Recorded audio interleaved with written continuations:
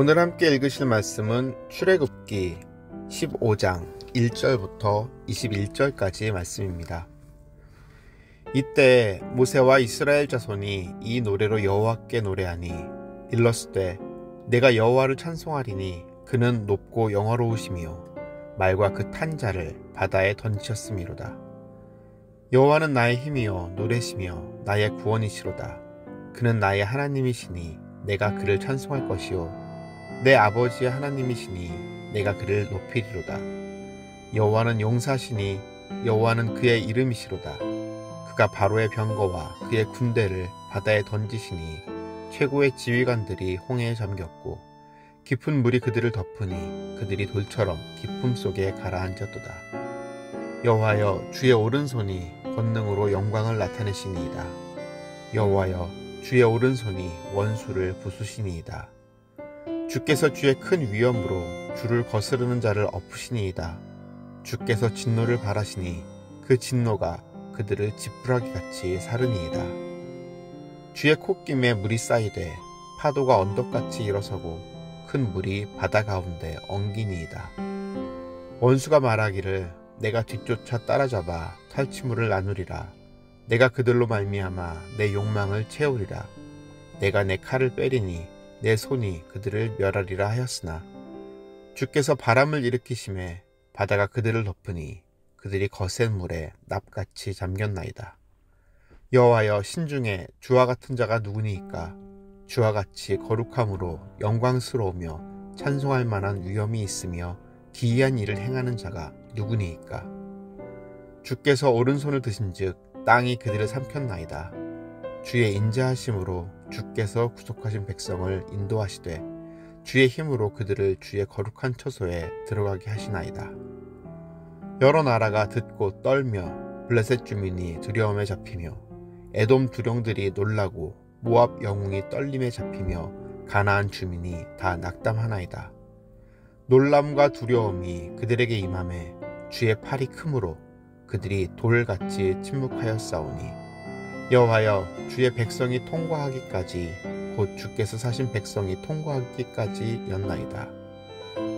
주께서 백성을 인도하사 그들을 주의 기업의 산에 심으시리이다. 여호와여 이는 주의 처소를 삼으시려고 예비한 것이라. 주여 이것이 주의 손으로 세우신 성서로소이다. 여호와께서 영원 무궁하도록 다스리시로다 하였더라.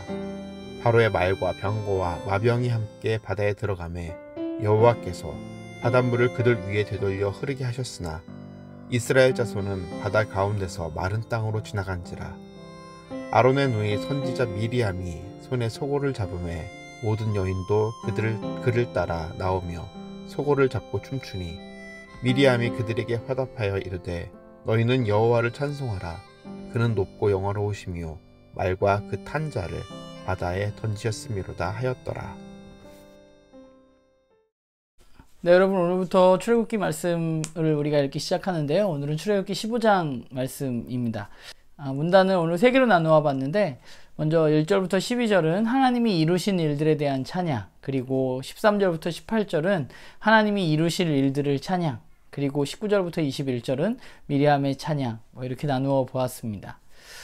사실 이 15장을 이해하기 위해서는 14장 앞의 내용을 알아야겠죠. 바로 앞의 내용은 이스라엘 민족이 애굽으로부터 탈출해서 홍해를 건너는 장면입니다. 바다가 갈라지고 땅이 드러나고 그 땅을 이스라엘 민족은 걸었고, 그리고 그들을 쫓던 애굽의 군대는 그대로 바다에 수장되었습니다. 이것이 이스라엘 민족이 경험했던 출애굽의 경험입니다. 그리고 이 홍해의 경험을 통해서 그들은 이제 그 하나님을 찬양합니다. 하나님의 높고 영화로우심, 원수들을 바다에 던지시는 하나님의 능력을 찬양하는 내용이 바로 오늘 내용이죠. 하나님은 어떤 분인가? 하나님은 힘이시고 구원이신 분입니다. 그들은 하나님의 놀라운 능력을 경험했고 또 그들의 그 놀라운 경험은 이제 그들의 찬양으로 이어지게 되는 것이죠. 구원의 하나님을 기억하면서 그들은 노래하고 있는 것입니다. 모세와 이스라엘 백성, 그리고 미리암과 여인들, 모든 이스라엘 민족들이 이 구원의 경험을 노래하고 있는 것이죠. 그리고 그 노래는 결국은 그 구원의 하나님을 기억하는 굉장히 중요한 행위인 것입니다. 그리고 또 한 가지는 이 구원의 경험은 이제 앞으로 있을 하나님의 구원의 길에 대한 기대도 나타내고 있습니다. 홍해를 건너게 하신 그 하나님이 이제 그들을 하나님이 약속하신 거룩한 땅으로 인도하실 것이라고 그들은 찬양하고 있습니다. 오직 주님의 힘으로 그들은 그 땅으로 들어가게 될 것입니다. 그 길을 누구도 막을 수 없는 것이죠. 왜냐하면 홍해를 가르신 그 하나님이 바로 지금 그들과 함께 하시기 때문입니다. 그래서 많은 민족들이 그들을 두려워하고 낙담하게 되고 이제 하나님의 백성은 그 땅을 차지하게 될 것이라고 그들은 노래하고 있습니다. 그리고 그곳에서 오직 하나님께서 그들을 다스리실 것입니다. 오늘 말씀을 바라보면서 하나님의 구원을 바라보는 것, 그리고 하나님의 구원을 기억하는 것이야말로 하나님의 백성에게 있어서 무엇보다 중요하다는 생각을 하게 됩니다. 그분의 구원의 행위를 잊지 않고 그것을 기억해야만 합니다. 그 구원이 나로부터, 우리로부터 나올 수 없다는 사실을 우리는 인정하고 오직 구원은 하나님으로부터 나올 수 있음을 우리는 기억해야만 합니다. 그걸 잊는 순간 문제가 생기는 거예요. 나 스스로 구원을 이루려고 하거나 또는 다른 그 어떤 무엇으로 구원을 이루려고 할 때 문제가 발생하는 것이죠. 구원은 오직 그분에게서만 나오는 것입니다. 저는 때때로 이스라엘 백성을 바라보면서 그들이 어떻게 이 홍해를 바다의 바닥을 건너는 이 홍해 사건을 경험하고서 하나님을 온전히 의지하는 삶을 살지 않았을까라는 그런 의문을 갖게 될 때가 있는데, 그런데 그 의문은 저에게도 동일한 것이죠. 그러면 나에게 하나님의 구원이 없는가? 나는 하나님의 구원의 경험이 없이 살아가는가? 그게 아니죠. 저에게도 하나님은 이미 구원을 펼치셨습니다.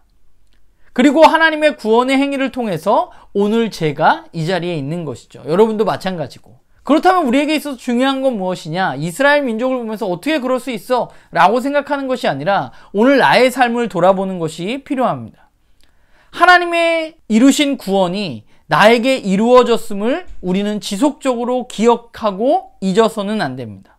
그것을 잊지 않기 위한 굉장히 좋은 방법 중에 하나가 바로 오늘 본문에 나온 찬양이라는 생각을 하게 돼요. 하나님의 구원을 노래하는 것입니다. 그래서 그 노래를 부를 때마다 그 하나님을 기억하는 것이죠. 더불어서 그 노래는 그분이 이루신 구원을 통해서 그분이 나를 완전한 구원으로 이끄실 것을 믿고 그 길을 한 걸음씩 나아가게 하는 것입니다. 내가 아니라 그분으로 인해서 가능하다는 사실을 기억하며 그분을 주인으로 삼고 그 길을 걸어가는 것입니다. 그런 의미에서 저는 오늘 말씀 중에 특별히 개인적으로는 13절의 고백이 마음에 와닿습니다. 주의 인자하심으로 주께서 구속하신 백성을 인도하시되 주의 힘으로 그들을 주의 거룩한 초소에 들어가게 하시나이다. 주의 인자하심으로 시작되어서 주님의 힘으로 구속하시고 주님의 힘으로 이제 주님의 초소에 주님의 백성이 들어가게 되는 것이죠. 이 13절에만 주님이 몇 번 쓰였는지 몰라요.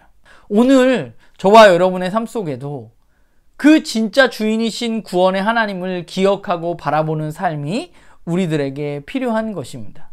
바라기는 저도 그렇고 여러분들도 그렇고 정말 그 구원의 하나님을 바라보고 그분을 잊지 않는 그 삶을 걸어가는 우리 모두가 되기를 주님의 이름으로 부탁을 드립니다.